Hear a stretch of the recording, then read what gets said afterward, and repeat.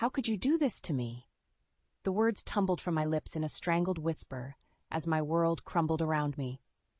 It was supposed to be the happiest night of my life, my engagement party to Elliot, the man I had loved for years.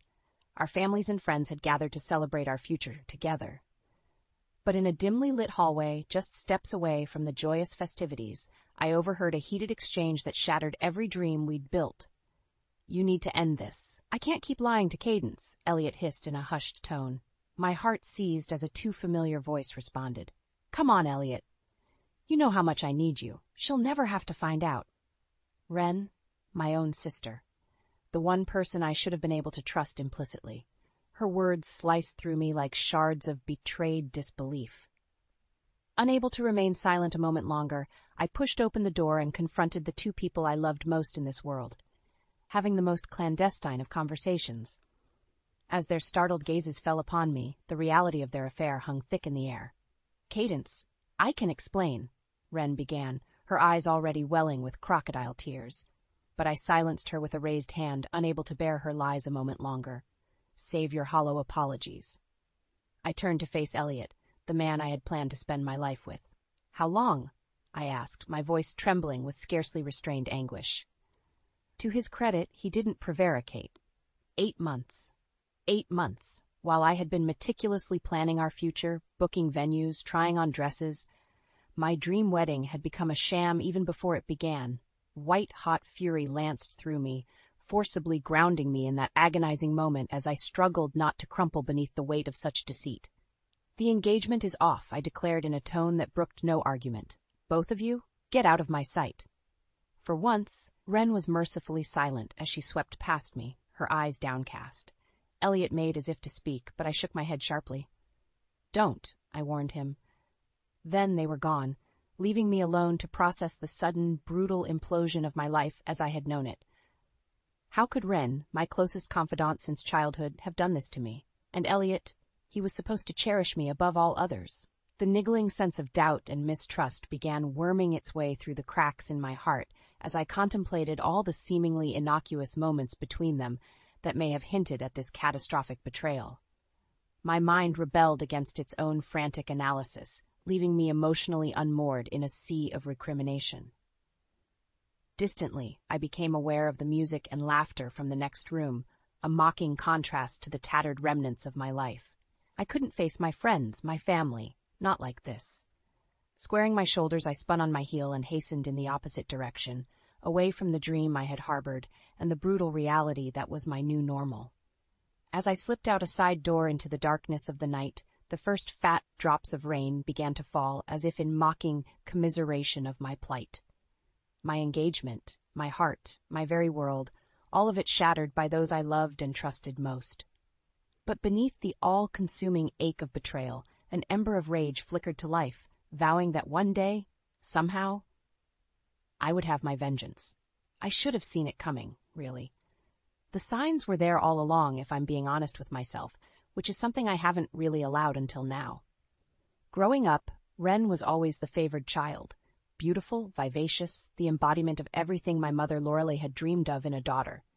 I, on the other hand, was the awkward bystander constantly laboring for their approval and affection. "Why can't you be more like your sister?" my mother would lament, oblivious to the cutting words.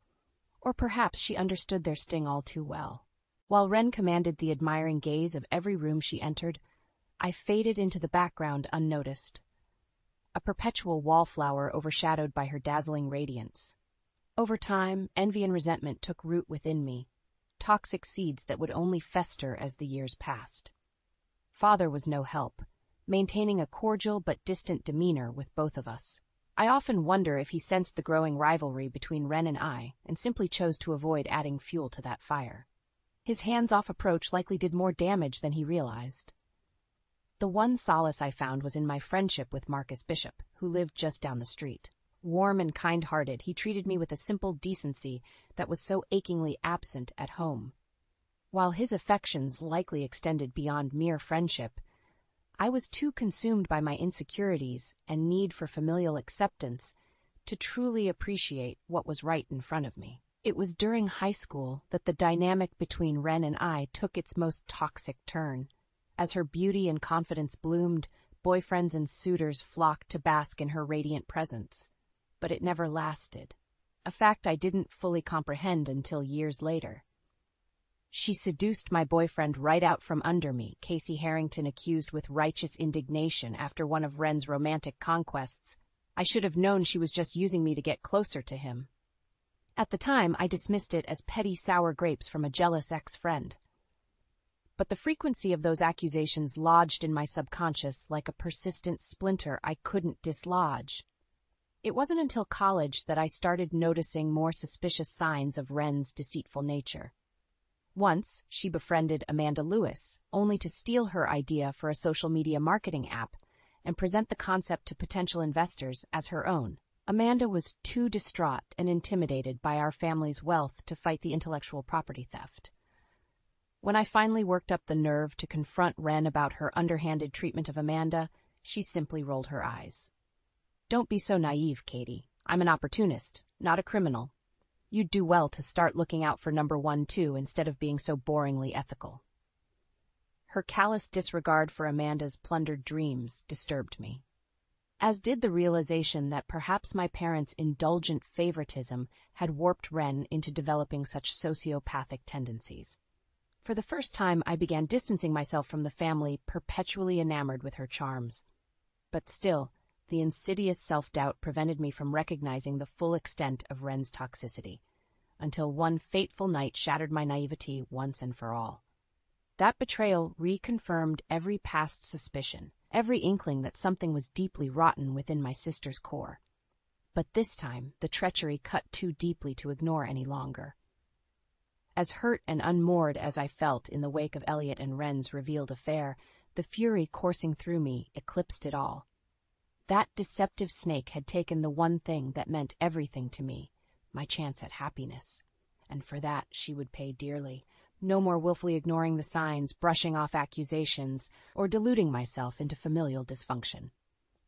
Ren's days of exploiting my trusting nature were over. This time, I would be the one to claim the ultimate victory. The click of Ren's heels faded as she swept out of my apartment, leaving me alone to process the cataclysmic implosion of my life. I sank onto the couch, numb disbelief slowly giving way to a roiling amalgam of emotions: fury, anguish, determination. I had ended my engagement to Elliot and severed ties with Ren in one cataclysmic confrontation. But now the dust had settled. The magnitude of their betrayal began crystallizing into an inescapable truth. They had to pay.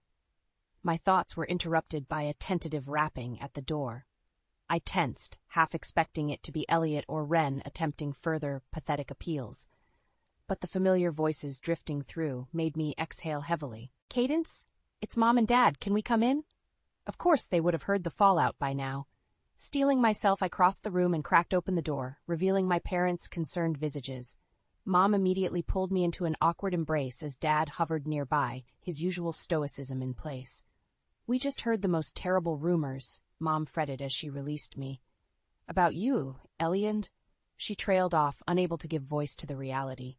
"It's true," I stated flatly. "I caught them together. The engagement is off." Mom's eyes widened in dismay, but Dad simply nodded as if he had been expecting such news all along. "I suspected as much," he murmured. "The writing has been on the wall with Ren for years." His tacit acknowledgement of her deceitful nature was both validating and enraging. If he recognized those tendencies, why had he never addressed them? Why had I been left floundering and doubting my own instincts while she spun her web of lies and manipulations? Mom, meanwhile, looked utterly gobsmacked. "Ren? And Elliot?" She clutched Dad's arm for support. "But she's your sister, and Elliot was going to be family." I laughed bitterly at her apparent naivete. Hadn't she been present for all the red flags, all the shady incidents that presaged this very betrayal? How could she still be so blind to the truth about her cherished youngest daughter? "Mom, wake up," I said, none too gently. "This has been a long time coming. Ren has been lying and using people for years. I was just too infatuated with her charms and your obvious favoritism to see it for what it was." The words lashed out harsher than intended, but I didn't regret their sting. My parents flinched as if I had struck them physically. Cadence, that's not fair. Dad rumbled in a low tone. You're letting your anger over this unpleasantness cloud your judgment. We've never favored one child over the other. I barked out a mirthless laugh. No? Then where was this paternal concern when I was constantly being berated and compared unfavorably to Ren growing up? Where was your support when she stole ideas and boyfriends from friends with impunity? Mom at least had the decency to appear abashed. Dad simply leveled his inscrutable gaze at me, utterly unmoved. You're overreacting, he pronounced at last. What's done is done. For the family's sake, you need to let this go and try to repair things with your sister. The audacity of his words struck me into momentary, dumbstruck silence. Let it go? After the devastation they had wrought? Unbelievable. Get out, I bit out, fighting to control the tremor of rage in my voice. Both of you, just get out of my sight. Cadence, please. Mom began, but Dad gripped her elbow firmly. You heard your daughter, he stated impassively. We'll go. But mark my words, this grudge will only lead you down a path of misery and bitterness. For your own sake, I hope you'll see reason before it consumes you entirely. With that parting admonition, he ushered Mom out and closed the door behind them with a dull thunk. I stared at the portal for several moments, letting the finality of Dad's words hang heavy in the air. But rather than cowing me into resignation, they fortified my resolve. If my own parents were too entrenched in denial to support me against Ren's machinations, then I would have to pursue justice alone. The rage that had been steadily building now took on a fevered intensity. Forget repairing bonds, this time, I would shatter them asunder first. Once and for all, Ren would feel the scorching consequences of her selfish, duplicitous actions. Fueled by a righteous fury, I began meticulously plotting my next steps. Evidence had to be compiled, allies recruited to my cause. No stone could be left unturned in exposing the truth and dismantling the pedestal my family insisted on keeping Ren upon, no matter how much collateral damage occurred. She had declared war upon my future the moment she set her sights on Elliot. And in war, I fully intended to annihilate her. In the days following my parents' ill-fated intervention, a cold determination took root within me. If they weren't going to hold Ren accountable, then I would pursue justice myself, no matter how merciless it appeared. My first steps were basic but necessary reconnaissance. I began discreetly reaching out to Ren's former friends and romantic associates, carefully piecing together a timeline of her selfish manipulations and lies. The stories came pouring in like a ruptured dam once those burned bridges realized I was earnestly interested in exposing her misdeeds. Amanda Lewis, the entrepreneur whose marketing app idea had been stolen. Jessica Kim, whose boyfriend Ren had not so subtly seduced away. A parade of scorned exes and discarded confidantes lining up to deliver scathing testimonies. I documented every sordid account, every underhanded betrayal in a meticulous trail of evidence that would fuel the looming confrontation. But I knew more ammunition was still required to impact my family's entrenched adoration for Ren. Which is how I found myself at Marcus Bishop's doorstep one rain-swept evening, my old childhood friend and oft unrequited love startled to receive me. Cadence? What's going on? He asked, brow creasing with concern as he took in my taut expression. You look intense. Can I come in? I brushed past him without preamble. I need your help with something. Confusion flickered over his features, but Marcus acquiesced as he always did where I was involved. Inside his modest home, I wasted no time laying out the crux of the mission. I'm going to take Ren down, I declared bluntly, and I need an ally who has no qualms about getting their hands dirty. His jaw went slack as I detailed the evidence I'd gathered thus far of Ren's myriad wrongdoings over the years, up to and including her role in sabotaging my engagement to Elliot. By the time I finished, Marcus's expression had hardened into one of grim resolve. You know you can count on me, he said, all traces of the jovial boy I'd known now supplanted by an intensity that matched my own. After what your family put us through in high school, it'll be my pleasure to help dismantle the facade. I arched an eyebrow, recalling the hurtful memories he alluded to. While I had been too consumed by my impossible quest for Ren's approval, Marcus had borne the brunt of her disdain and cruelty simply for daring to be attracted to me. The fact that he still harbored a willingness to be in my corner spoke volumes. Thank you, I said with simple sincerity. With you on board, this is really happening. The first embers of what would become an unstoppable conflagration. Over the following days and weeks, Marcus and I built an impregnable dossier that left no treacherous stone of Wren's life upturned. Financial records illuminating her business indiscretions, a staggering body count of ruined friendships and romantic deceit, even a trail of online harassment targeting those who had initially scorned her. All of it was rigorously compiled as a case to be presented before the jury of our family's judgment. Throughout this process, I deflected every overture from Wren with icy silence, refusing to engage with her feeble pleas for reconciliation and forgiveness. I knew such hollow entreaties were simply preamble to further manipulation on her part. That pathology ran too deep to be undone by mere words. Only the devastating truth, once and for all laid bare before our relatives, had any hope of breaking her spell and toppling her unearned pedestal. Meanwhile, the dividing lines within the family grew increasingly defined. Mom persisted in her refusal to take sides, steadfastly avoiding the issue in a desperate bid to preserve the illusion of civility. Dad's pragmatic pragmatism aligned him more with me, though he refrained from outright condemning Wren's actions. And then there were the neutral observers reserving judgment until all was revealed at the looming reckoning I had meticulously planned, our annual family reunion, which promised to be more reality-shatteringly combustible than any beforehand. As the date grew nearer, I could feel the stakes, the intractable tensions ratcheting to an inexorable breaking point. Marcus and I had gathered the damning truth about Wren. Now came the moment of detonating that truth before a captive audience, once and for all, casting her into the scorching illumination she had diligently avoided for far too long. No more shadows to slither within, no more deceit or treachery to conceal. This would be the flames that forged the aftermath of a new reality, by whatever means were necessary. As the annual Monroe family reunion loomed, the chasm between myself and Wren calcified into an impassable rift. Every attempt at reconciliation on her part was met with stony silence and refusal to engage.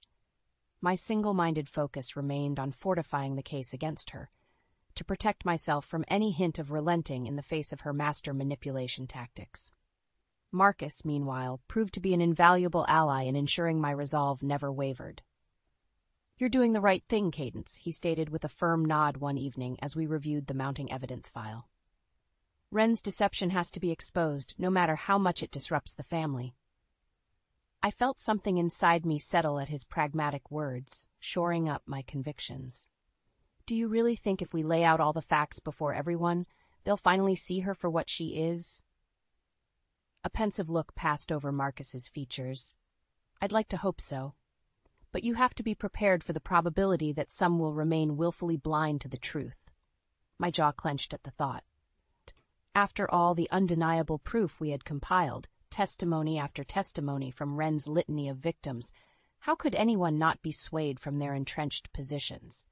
"Unless you think Mom and Dad knew, don't you?"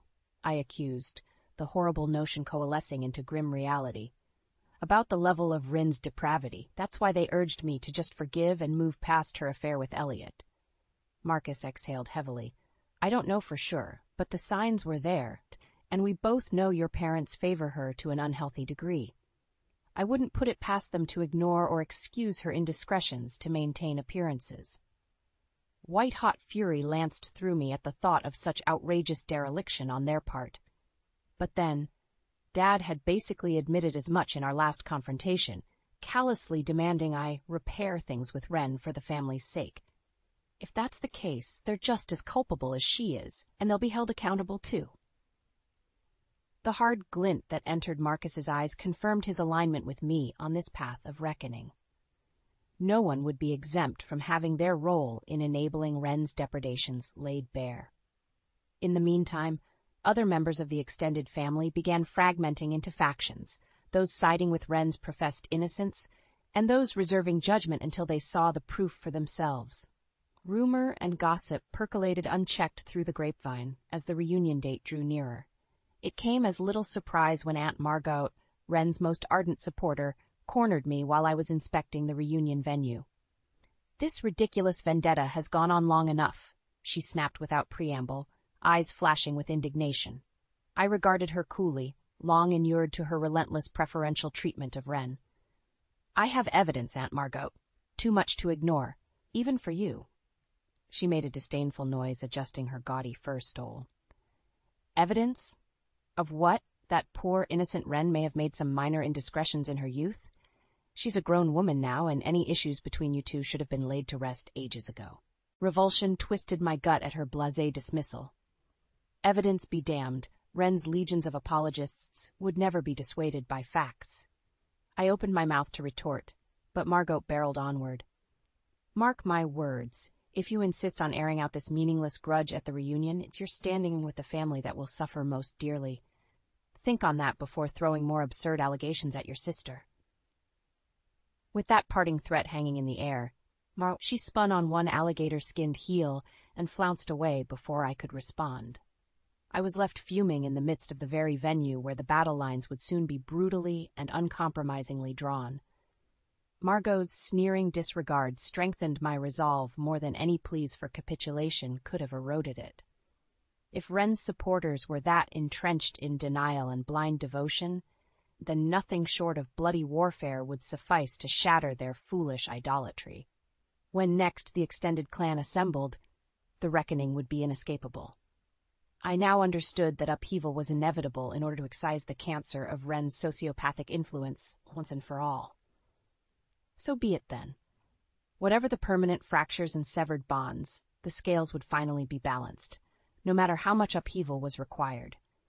There could be no half measures, no compromise when absolute justice was the only acceptable outcome. As I strode out of the venue with purposed strides, I felt the sudden exhilarating clarity of a woman locking onto her crusade's trajectory and seeing it through regardless of consequence or collateral damage. For too long, Wren had sown ruination without repercussion. Now, at long last, she would reap the whirlwind of merciless retribution. The annual Monroe family reunion was always an ostentatious affair, owing to my parents' predilection for shameless displays of wealth and status. This year's no-expense-spared Venetian masquerade ball theme only amplified the pretentious grandeur, but beneath the glamorous marble floors and glittering chandeliers, an electric current of tension thrummed through the assembled masses, rife with unspoken expectation. Perhaps it emanated from my own coiled determination as I watched the revelers circulate with studied nonchalance. I caught a familiar flash of auburn in the crowd and felt my gut tighten reflexively. Wren, resplendent in a cream-colored gown with an intricately beaded mask, accepted adoring compliments from a knot of family members with her trademark, beguiling smile. It was sickening to behold her deceptions being so blindly celebrated. But that was all about to change. A steadying hand came to rest on my elbow, and I glanced over to meet Marcus's resolute gaze through his own black silk mask. A silent affirmation that he had my back, no matter the chaos that was about to unfurl. I gave a tight nod, then turned and weaved through the gathered throngs until I reached the raised platform at the head of the ballroom. Retrieving a weighty manila envelope from my clutch, I rapped my knuckles decisively against the microphone to summon the room's attention. The festive din evaporated, all eyes swiveling to fasten upon me in bewildered curiosity. Even Wren's impeccably masked expression dimmed with trepidation. Good. Let the first seed of doubt take root. Good evening, everyone, I began in a tone that brokered no warmth. And thank you for being here to commemorate another year of the Monroe family legacy. I let the seemingly innocuous statement linger for a beat before delivering the detonation. A legacy, I'm afraid, that has been irrevocably tarnished by one individual's chronic deceit and depravity. For too long, that person has been permitted to indulge her poisonous impulses, while the rest of us have averted our eyes or made excuses. A susurrus of bewildered muttering rippled through the crowd. In my periphery, I could see Mom and Dad shooting me alarmed looks, while Aunt Margot's face turned an obstructed plum hue. Only Marcus remained impassive, silently urging me onward from beside the stage. No more, I declared into the microphone, relishing the undercurrent of sharpening tension. Tonight, the truth will be laid bare for us all to confront, because if we don't purge this toxic influence from our family, it will only fester and rot us from within. With a sharp gesture, I ripped open the manila envelope and upended its contents in a cascading deluge of documentation across the stage. Photographs, financial statements, reams of written testimony detailing every sordid misdeed spilled out in a damning, tangled heap at my feet. The impact was palpable, a collective inhalation of breath from the assembled as they beheld the staggering body of evidence. The muttering swelled in disbelieving volatility. "You see this?" I stabbed a manicured fingertip towards the incriminating morass. Proof of deception, betrayal, even criminal actions, all at the hands of one person, brazenly indulging their appetite for ruining the lives of others. My gaze bored into Wren's now as her mask of composure began slipping, the first glimmer of icy panic seeping through. Flicking my wrist, I produced a sheaf of papers with a thick report binding, holding it aloft for all to see. This comprehensive case study documents years of misdeeds, going all the way back to high school with the calculated sabotage of friendships and romantic relationships. With contemptuous fury, I lobbed the report like a thrown gauntlet to bounce and skid across the floor directly before Wren. Every wronged friend or former lover whose life you played with like personal Jenga tiles. Every kind-hearted dupe like Amanda Lewis, whose innovative business concept you stole out from under her without a shred of remorse. It's all delineated here in both their words and undeniable documentation. I paused to sweep my hardened stare over the veritable sea of slack-jawed expressions, willfully oblivious allegiances now being ripped asunder by the inexorable truth. "You didn't think anyone was watching, did you, Wren?" I sneered into the ringing silence. "That your carefully crafted mask of charm and feminine wiles would let you slither through life unscathed, no matter who you bulldozed in your path." Compulsively, I started pacing in a predatory arc around the horrified statue of my sister, driving the point home with merciless precision. "Well, your pathology ends here. Since Dad urged me to put this messy affair behind me for the family's sake, I've decided to heed his advice by purging the cancer that is your toxic existence from our family once and for all." The blow finally landed, a visible flinch from Dad's stricken expression as regret and self-recrimination clouded his features. But there would be no more enabling, no matter how deep the denial ran. As if surfacing from a daze, Wren jolted back to defensive posturing, chin uplifted in a transparent attempt to retain her shaken mask of superiority. "You're deranged if you think anyone will give credence to this ridiculo. You had an affair with my fiance, Elliot." I didn't let her venom-laced dismissal gain traction, swiftly landing the most visceral gut punch in full view of everyone. A strangled gasp from Mom pierced the heavy silence before I pressed on relentlessly. "For 8 months, you were oiling the depths of your deceptions by sleeping with my fiancé while lying to my face every single day. So don't even try playing the wounded innocent in the face of overwhelming evidence. Your reign of treachery is over, dear sister." Wren's mouth moved in a stunned rictus, but I had already turned away to face the ballroom once more, garnet eyes blazing with righteous justification. Now it falls upon this family to determine the next steps, whether we countenance and enable such poisonous impulses in our midst any longer, or if we avail ourselves of this truth, confront it head-on, and rebuild from the ashes stronger than before. But mark my words. I skewered Wren with a contemptuous glare, every fiber brimming with conviction. I will never stop until you face the consequences of your abhorrent actions. No matter what it costs me, this ends tonight. There it was, the gauntlet thrown, the die irrevocably cast. As murmurs of shock and recrimination swelled to fevered pitch, I stepped back to allow the maelstrom to gain unstoppable momentum. The reckoning had arrived, and nothing would ever be the same again. The ballroom erupted into pandemonium the moment the final damning words left my lips. A cacophony of shouts, gasps, and furious denials ricocheted through the assembled masses as the staggering truth sliced through years of willful delusion. Wren, for all her guile and predatory instincts, seemed to have been robbed of the power of speech. She stood there amidst the chaos, rooted to the spot and ashen-faced, as the carefully cultivated facade began cracking beyond repair. "Lies!" Aunt Margot's strident screech pierced through the din as the woman I had once pitied for her obsequious devotion to Wren flew into a virulent rage. This is nothing but deranged, spiteful lies born of jealousy. She pitched forward, clawing hands outstretched, as if to snatch up and rend apart the damning evidence strewn at my feet. Before she could take more than 2 steps, Marcus materialized from the shadows and caught Margot's flailing wrists in a restraining grip. "Don't do anything rash you'll regret," he warned her in a low tone thick with menace. Margot's eyes bulged in outrage and disbelief until she recognized her would-be assailant. Then her expression congealed into one of utter loathing as realization set in. "The poor boy finally became Cadence's lapdog, I see," she spat with vile insinuation. "Did she promise to let you sample a taste if you helped her with this insane crusade?"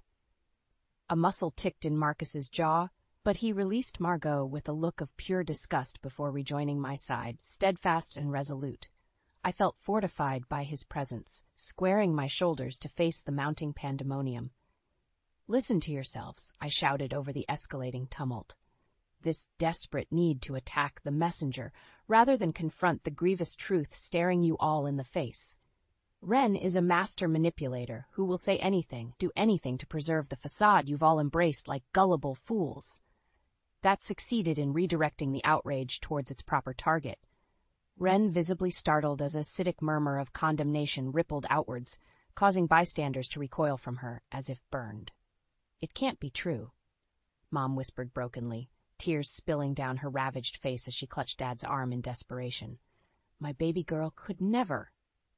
I actually felt a fleeting pang of empathy as I beheld Mom's world shattering under the relentless weight of proof. But it was far too late for sympathy to sway me. Whatever trauma she and Dad were enduring now, they had brought upon themselves with their indulgence of Ren's toxicity over the years. "Wake up and smell the truth, Mother," I stated with a tinge of weary impatience. "Your proud daughter is a sociopath who has wreaked havoc on everyone around her for her own selfish gratification." A strangled sound escaped Ren then, causing all eyes to rivet upon her. For the first time, the malicious glint I had always subconsciously recoiled from blazed hot and unrestrained in her gaze. All artifice, all attempts at dissembling had been abandoned. "You ungrateful," she hissed with naked hatred. "After all I sacrificed to make something of myself, to pull myself up and out of Mom and Dad's miserable shadow? You're just jealous that I surpassed you by sheer willpower." "Sacrificed?" I echoed with bitter mockery. "Tell that to the legions of loved ones you sacrificed in your warpath of using and discarding lives for your own vainglorious desires." That struck a nerve, a visible wince passing over Ren's features as if rebuked. But the moment's self-awareness was fleeting, as she quickly regained her malignant contempt. "You want to tear down my world out of petty grievances?" Her voice rang out in silken menace. "I played by the rules society dictated and reaped the rewards. Don't come crying to me just because you lacked the fortitude to do the same, dear sister."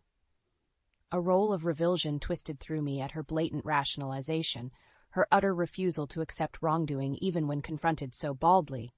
This was why the extreme measures had been necessary. Ren's sociopathic conviction was too deeply entrenched for redemption. Before I could formulate a retort, a commanding baritone cut through the tension like a scythe. "Enough of this." All eyes swiveled as Dad stepped forward, his expression chillingly impassive, save for a glacial glint of finality. "You've shown your true colors for all to see, Ren. Outlined a life's litany of treachery and callous betrayals against friends, associates, even your own family." The devastated look he flashed towards Mom broke through the stony facade for just an instant as visible anguish. "Tonight, we face some harsh truths about the person you've become. But my decision regarding retribution is clear." He drew a steadying breath, seeming to draw an air of grim majesty about himself as if preparing to pronounce judgment upon the transgressions before him. "From this moment, you are exiled from this family, severed from the Monroe legacy, our bloodline, everything. For your misdeeds and refusal to accept responsibility or remorse, you are disowned in perpetuity." A dismayed cry from Ren rent the expectant hush as the words reverberated with incontrovertible finality. I could only stare, momentarily awash in shock that Dad had delivered such a devastating pronouncement. Not just cut off financially, societally shunned and scorned, but disowned in the most elemental sense. rendered a non-entity in terms of lineage and ties to our clan forevermore. It was a punishment as extreme as the litany of sins we had brought to light. One wren seemed to belatedly understand the gravity of. No. The anguished moan emerged piteous and small, a far cry from the imperious sociopath who had attempted to gaslight us with rationalizations mere moments ago. Father? Father, please, I'm still your daughter? But Dad's features were already hardening once more, all hint of inner turmoil calcifying to iron resolution. No daughter of mine could inflict such profound betrayals with no compunction. The very DNA you inherited from the Monroe bloodline has been rendered null and void this night. He turned away then, wrapping a protective arm around Mom's shuddering shoulders, as outrage and accusations began swirling anew amidst the assemblage. From the corner of my eye, I could see Aunt Margot gesturing furiously at anyone who would listen, no doubt attempting to undermine and subvert Dad's decree. But even she had been utterly steamrolled beneath the possession of bitter truth and culpability finally laid bare. My gaze was inexorably drawn back to Wren, crumpled on the floor now, like some pathetic, discarded marionette shorn of its strings. Her expression was one of naked anguish, a haunted realization that the ignominy of excommunication from everything she cherished had irrevocably taken root. She met my stare head-on, desperation writ large in her eyes, not for forgiveness or absolution, but to silently beg me to deliver a stay of execution against the sentence handed down. I simply regarded her impassively, and offering no solace or mitigation against the inferno of reckoning she had brought crashing down upon herself. There was only a vacant, hollow pity for the shattered megalith, realizing too late that true consequence had finally arrived to dismantle her pedestal of depravity. This was the moment I had sacrificed and bled to achieve, the undeniable silencing of Wren's pernicious influence at long last. Not through placation or insincere pleas for change, but the laying of a scorched earth in the searing aftermath of her flames. In the days and weeks following Wren's cataclysmic downfall at the family reunion, an uneasy detente settled over the Monroe clan. The shockwaves from my shattering revelations and Dad's subsequent disownment decree had rent us asunder, but not irrevocably so. At least, not for those willing to stare unflinchingly into the truths that had been dragged into the harsh light of reality. A sort of grim solidarity emerged from the ranks who had borne witness to Wren's unmasking that fateful night.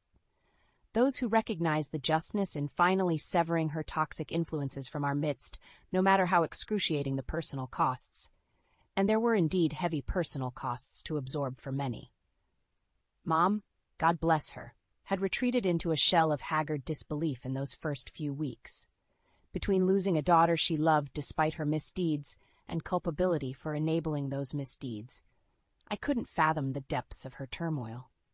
Dad, conversely, seemed almost galvanized by the brutal reckoning he had helped mete out, as if cauterizing the malignant limb had been a purgative act, allowing him to stride forth renewed from the ashes of dysfunction. Our family's integrity has been preserved, he told me stoically during a rare moment of bonding between us. Painful as the means were, the path ahead is now unobstructed from corrosive influences. I remember searching his craggy features' uncertainty in those instants, looking for any hint of lingering inner conflict or doubt over the irrevocable verdict he had handed down upon his own progeny. But there was only the same patented composure and resolution that had always defined James Monroe. How he could rationalize his decision with such stark pragmatism, I may never fully comprehend. But then, our entire dynamic had been forever reshaped now in the searing conflagration that was Wren's self-immolation. The shockwaves extended outward, too, with various relatives fracturing off into splintered factions almost overnight. Some, like Aunt Margot, vehemently castigating Dad's ruling while rushing to stand in solidarity with the exiled Wren. Others distancing themselves from the inferno of inner turmoil entirely. And still others, well, Marcus and I gained some unlikely new voices championing our tenacious pursuit of justice, no matter how devastating the costs. It was yet another example of boundaries being redrawn, of the tectonic family plates shifting forever in the aftershocks. But I felt a sense of lightness, too, the first freedom from Wren's overhanging shadow I could remember feeling. That poisonous umbra had been eradicated at long last, allowing the first rays of redemption to break through. Marcus was with me every step as I trod those first tentative steps into reclaiming my life's trajectory. From ensuring Elliot faced the full legal and professional ramifications for his betrayal to determinedly rebuilding the tarnished dynamics with Mom and Dad. "You were the catalyst for renewal, Cadence," Marcus reminded me with a steadying hand on my arm whenever my regrets or doubts threatened to eclipse the path ahead. "Don't let the momentary growing pains overshadow the healthier family you've fought to reclaim." Those words anchored me more times than I could count through the arduous slog of confronting wounds, lancing toxicity, and enduring the fallout of realigned bonds, until, finally, the dust began settling on the smoldering aftermath. There was so much wreckage to confront in that ashen landscape, both within the family and surrounding it from Ren and Elliot's devastation trail. But I surveyed the damage sites now as a master craftsman might, already plotting out the blueprint for reconstruction from the strongest of building blocks. That was the paradoxical gift of Ren's excision from my life, you see. In dismantling her poisonous tentacles, I had cleared the detritus of dysfunction to reveal the bedrock truth that I was the architect of my own identity. No more falling into lockstep behind a sociopathic sibling's delirious wake just to chase hollow approval, or reflexively adhering to toxic family patterns from childhood. I was free to build upon my own terms, the raw materials being the redemptive bonds with those walking beside me. My eyes would inevitably be drawn to Marcus during those pivotal, transcendent moments, the steadfast best friend who had championed me even when I could not see my own worth, who now stood by my side with a renewed glint in his eyes, silently willing me into this next rebirthed phase of life. There was warmth, affection, and perhaps even a tantalizing frisson of new possibilities shimmering between us each time our gazes met and held in those cathartic moments. A sense that the razing of my former existence had not been for naught, but had instead cleared the path for something brilliant and imminently worth fighting for. When at last I felt the final vestiges of Ren's shadow lifted forever from my soul, it was Marcus's steady hand entwined in mine, twin pillars striding forth into the light together as new lives took radiant shape.